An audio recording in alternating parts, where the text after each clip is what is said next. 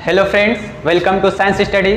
आज हम एनसीईआरटी का पहला चैप्टर दी सॉलिड स्टेट पढ़ेंगे। ठीक है, ये जो टॉपिक है, ये जो चैप्टर है, इसमें हम लोग जनरली सॉलिड होता क्या है, उसके कितने टाइप्स होते हैं और उसके जो पार्टिकल्स होते कैसे हैं, वो हम लोग इस चैप्टर में क्लियर करने वाले हैं। इससे पहले हम लोग 11 में पढ़ चुके थे state of matters. State of matter generally 5 types का होता है, उसमें से हम लोग एक टाइप्स लेने वाले हैं, क्या? Solid state. ठीक है ना। तो सॉलिड होता क्या है, इससे लगभग ये सभी को पता है, लेकिन हम इससे भी थोड़ा सा ले लेते हैं, ठीक है ना, जानकारी के लिए। तो सॉलिड है क्या? एक ऐसा सब्सटेंस है, ठीक है ना, जिनका जो पार्टिकल्स होता है काफी क्या होता है, क्लोज होता है। और क्लोज होने के कारण इसका क्या होता है, एक डिफिनिट शेप होता है और ये बहुत रिजिडली होता है, मतलब ये बहुत कठोर होता है और इसका खुद का वॉल्यूम होता है। ठीक है, बोल सकते हैं हम लोग solid are the substance in which जो पार्टिकल्स क्या होता है, very close and close to one another which has definite shape and volume. ठीक है, जैसे एग्जांपल में ले लिया हम लोग रॉक्स, गोल्ड, जैसे NaCl कुछ भी है। ठीक है, यहाँ पे मैंने लिया गोल्ड। ये जो गोल्ड का जो पार्टिकल्स है, ये जूमिंग पार्टिकल्स है, आप देख सकते हैं। तो इस वीडियो में हम लोग इसी प्रकार के जो पार्टिकल्स, एटम्स के बारे में स्टडी करेंगे। ठीक है, सॉलिड का। तो चलिए नेक्स्ट बढ़ते हैं।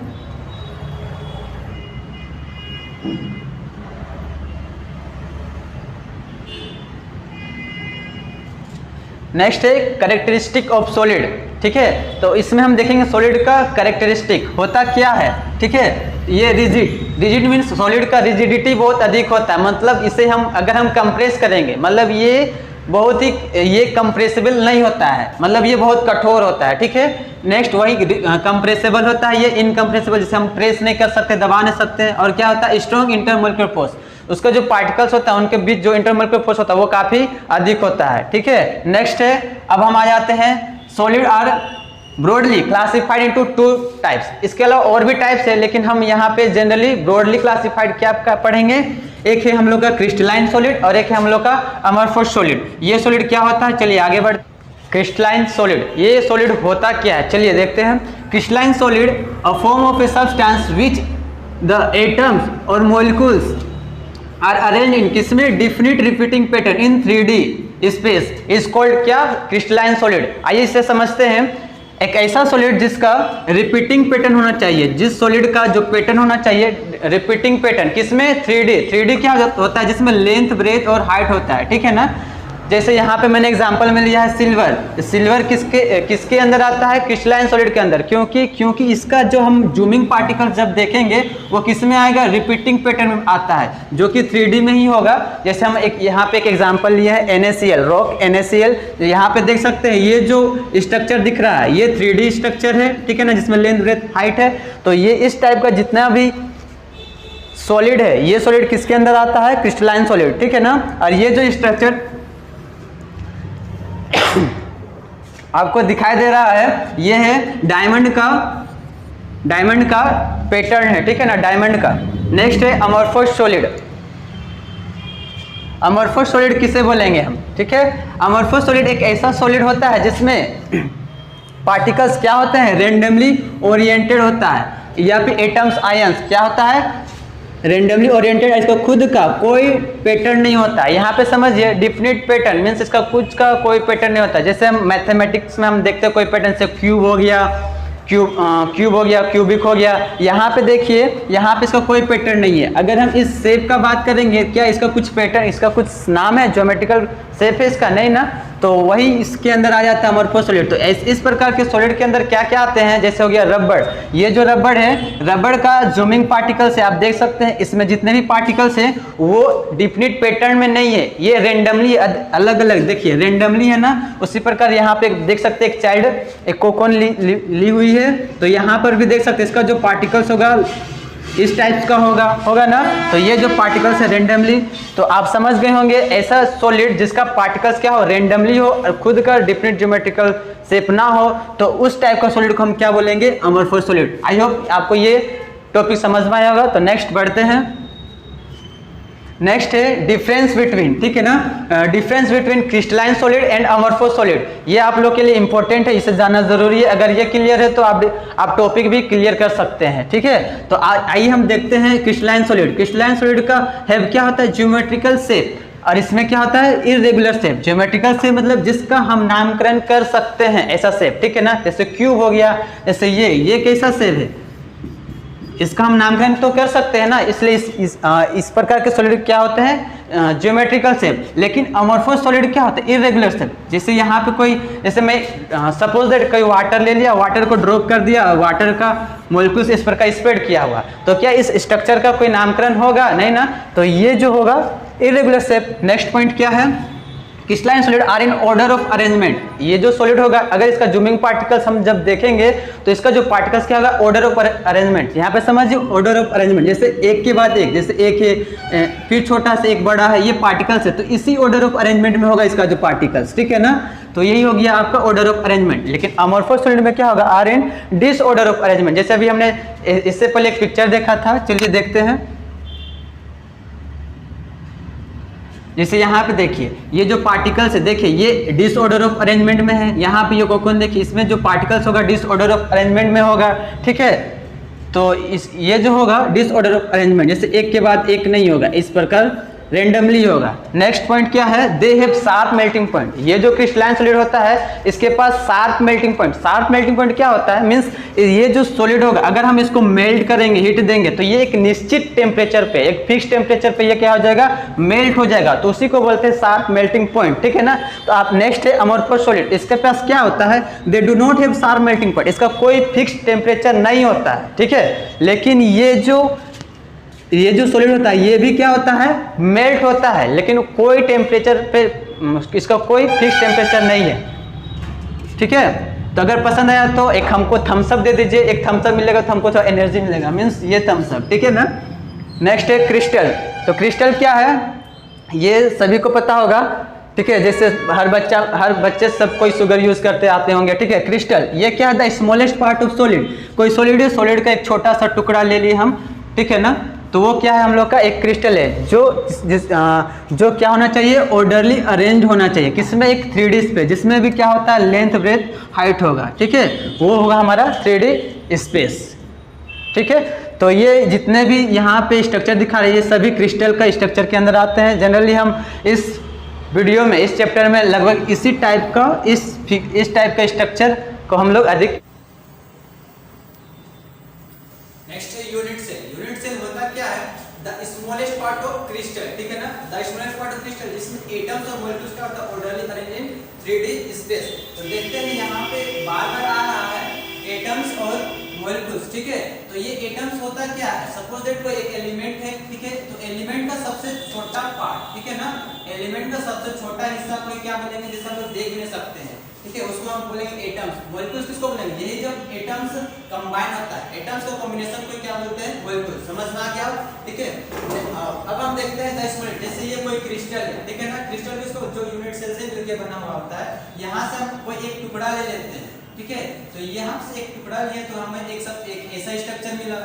तो ये जो स्ट्रक्चर हुआ यही हुआ हमारा यूनिट सेल। अगर आपको समझ में आए तो एक एग्जांपल सुनिए, जैसे आप एक कोई कमरा है, कोई रूम, ये रूम किससे मिलकर बना हुआ, ब्रिक्स, ईटा से, ठीक है ना। तो उस रूम का एक छोटा सा ईटा को ले लेते हैं, तो वो हमारा हो जाएगा यूनिट सेल। समझ में आया ना। तो नेक्स्ट आगे बढ़ते हैं,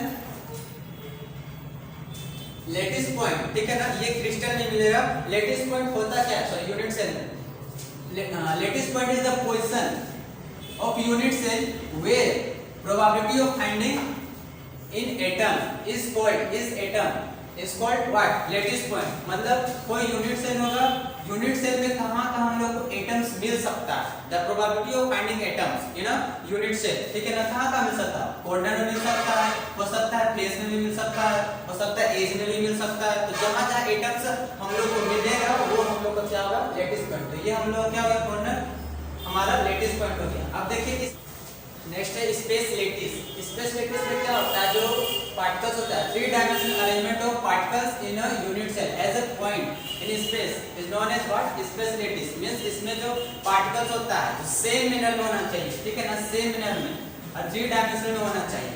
जैसे कोई पार्टिकल्स है, इसका 3 डायमेंशनल होगा तो इसको 3D एरे भी बोल सकते हैं, 3D एरे। नेक्स्ट है टाइप्स ऑफ यूनिट सेल। इसका 3 टाइप्स होता है बेसिकली, ठीक है। पहला है सिंपल क्यूबिक, दूसरा है बॉडी सेंटर, लास्ट है फेस सेंटर। पहला है सिंपल क्यूबिक यूनिट सेल, इसे प्रिमिटिव यूनिट सेल बोला जाता है। इसे हम लोग एससीसी से दिखाते हैं। नेक्स्ट तो बीसीसी, लास्ट है एफसीसी। तो इसे एक एक करके हम समझते हैं क्या है। Simple cubic unit cell. ये क्या होता है, एक ऐसा यूनिट सेल जिसमें एटम्स कहाँ होते हैं, केवल एटम्स जो होते हैं केवल किसमें होते हैं, कॉर्नर में होगा। इस टाइप का यूनिट सेल में एटम्स कॉर्नर में होगा, उसे हम बोलेंगे सिंपल क्यूबिक यूनिट सेल। ठीक है, तो यहाँ आप देख सकते हैं स्ट्रक्चर में ये जब अगर हम इसे देखें जूम करेंगे तो ये इस प्रकार का दिखाई देगा। ठीक है, ये पार्टिकल्स मतलब एटम्स काफी क्लोज होता है। ठीक है, तो एक क्वेश्चन इस टॉपिक से पूछा जाता है, हाउ मेनी एटम्स, इसे आप ध्यान से देखिएगा, how many atoms in a simple cubic unit cell. ठीक है, तो आइए देखते हैं एटम्स कैसे कैलकुलेट करते हैं। तो आपको तो मैं बता दिया कि सिंपल क्यूबिक यूनिट सेल होता क्या है। ठीक है, तो अब हम देखते हैं ये सिंपल क्यूबिक यूनिट सेल का स्ट्रक्चर है। अब हम एक एटम से केवल बात करते हैं। यहाँ पे एक एटम आपको दिखाई दे रहा होगा। तो ये जो यूनिट सेल है ये कहाँ से है, क्रिस्टल से आया। अगर हम एक क्रिस्टल ले लेते तो इस प्रकार का होता, इसके ऊपर भी और भी यूनिट सेल है, बगल में भी है। ठीक है ना, तो अब हम एटम्स बात करेंगे कि इस यूनिट सेल में कितना एटम्स मौजूद होता है। ठीक है, अब हम इस यूनिट सेल, एक यूनिट सेल लेंगे तो इसके अंदर केवल कितना हिस्सा है, एक एटम्स का कितना हिस्सा है। ठीक है ना, इसमें सिंपल क्यूबिक यूनिट सेल में ये आपको दिखाई दे रहा होगा कटा हुआ। जब हम इस भाग को लेंगे, अगर हम इसका 8 भाग को ऐड करेंगे इसी प्रकार कटा हुआ, ठीक है, इसी प्रकार कटा हुआ हम लोग 8 पार्ट को लेंगे तो हमारा एक एटम्स मिलेगा। ठीक है, तो मींस इसका मतलब क्या हुआ, जो 1 पार्ट से एटम्स का इसमें 1/8 ये जो एटम शेयरिंग कर रहा है इसमें सिंपल क्यूबिक यूनिट सेल में अपना 1/8 हिस्सा क्या कर रहा है, शेयर कर रहा है। ठीक है, तो इसी प्रकार कितना एटम्स है किसमें, सिंपल क्यूबिक यूनिट सेल में कॉर्नर में 8 एटम्स है। 8 एटम्स का कितना हिस्सा, 1/8 हिस्सा इंटू 8 करेंगे तो 8 और 8 कैंसिल हो गया, कितना बचा 1। मींस ये जो यूनिट सेल है इसके अंदर अगर टोटल अगर मौजूद कितना एटम्स मौजूद है, 1 एटम्स। इसे याद रखिएगा। नेक्स्ट है बॉडी सेंटर यूनिट सेल, जैसे बीसीसी से भी डिनोट करते हैं। ठीक है, बॉडी सेंटर यूनिट सेल जिसमें एटम्स कहाँ होता है, केवल जिसमें एटम्स कॉर्नर में भी होता है, कॉर्नर के साथ साथ कहाँ होगा, सेंटर में। यहाँ आप देख सकते हैं अच्छा से, तो हमें पता है कि जिस केवल कॉर्नर में होगा एटम्स तो टोटल एटम्स कितना मौजूद होगा, 1 शेयरिंग हो रहा है सारा मिलकर के, और एक तो पहले से ही मौजूद है किसमें, सेंटर में है, तो 1 + 1 तो इसमें कितना एटम हो जाएगा, 2 atom. Body centre unit cell में टोटल कितने एटम्स मौजूद होते हैं, 2। ठीक है, नेक्स्ट है फेस सेंटर यूनिट सेल।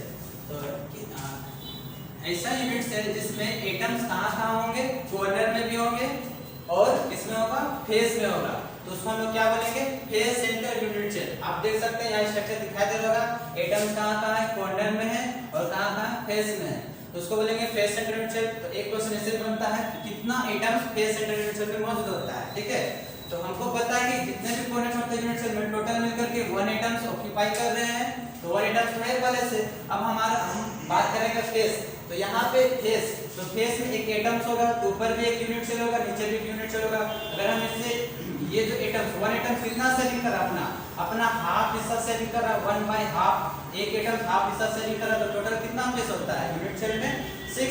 तो अगर हम लोग 6 से मल्टीप्लाई करें तो कितना आएगा, 3। मींस टोटल अगर हम इसे कंबाइन करें तो एक एटम्स बनेगा, ऊपर नीचे कंबाइन कर 2 और एक पीछे इधर है, सो कंबाइन करके टोटल कितना 3 एटम। तो यहाँ पे 3 देंगे टोटल हमारा कितना आ जाएगा 4। तो फेस सेंटर यूनिट सेल हमारा कितना आता है, टोटल 4 एटम्स आता है। तो आपको ये 3 प्रकार जितने भी हम लोग पढ़े उसमें से नंबर एटम्स आपको याद रखना होगा। ये क्वेश्चन 1 मार्क्स के लिए जनरली पूछा जाता है। तो आज का वीडियो एंड करते हैं। अगर आपको नेक्स्ट टॉपिक चाहिए और नोट्स के साथ तो कमेंट कीजिए। बोलिए। यदि आपको ये वीडियो अच्छा लगा तो लाइक कर दीजिए, अगर अच्छा नहीं लगा तो डिसलाइक भी कर दीजिए, ताकि हम लोग को पता चले कि क्यों इस वीडियो में क्या कमी लगे, ताकि हम लोग अपने आप में इम्प्रूवमेंट कर सकें। और लाइक भी मिले तो अगर अच्छा से लाइक दबा के दीजिए, ताकि हम लोग नेक्स्ट वीडियो में और भी मोटिवेट होकर आपको पढ़ाएं। Thank you.